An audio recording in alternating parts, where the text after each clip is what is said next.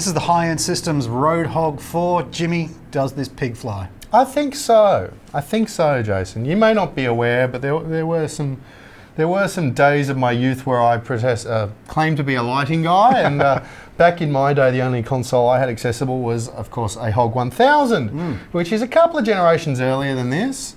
Not quite as advanced, not by a long shot. So yeah, I spent my days growing up on the 1K, so to jump on this was an experience. Yeah, no, I'm not that surprised to hear that, because I've seen you working the Hog 4, and it looked like second nature to you. You look like a guy who'd been using it in the same venue for a year, so it's obviously this operating system's quite familiar to you. I've been using it for about an hour.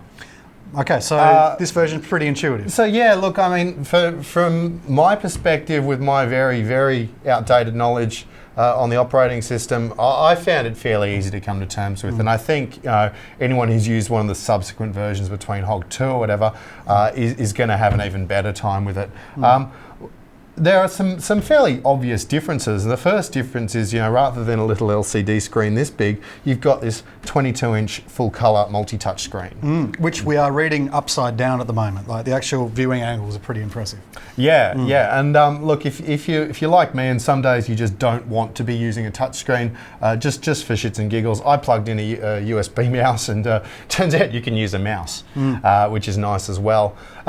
Look, there are some other good advancements. It runs on an SSD internally. Its own software is an SSD. This actually feels a lot more like a computer. And if you look around the back, there's fairly strong evidence that there's actually a computer motherboard in there, which is not surprising, because there's a computer motherboard in bloody everything these days. But what they've done with the software is quite good. I like where they've taken it.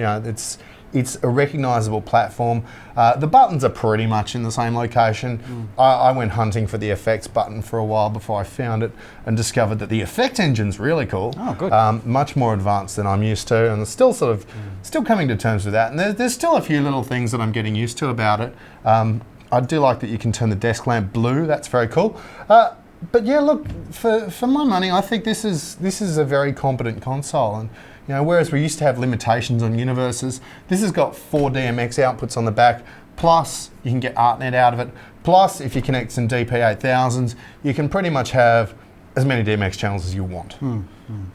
Okay, so expandable, easy to use, an improvement over the last couple of generations. Any niggles?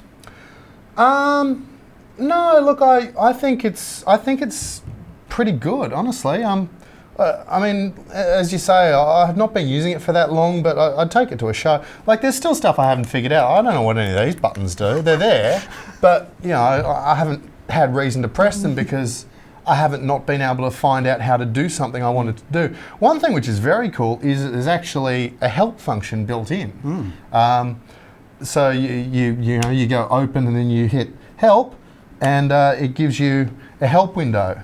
This is kind of like the walk in, do a rock show. It's probably the busking desk of our time. Are we high on the hog? Mate, I'm as happy as a pig in shit.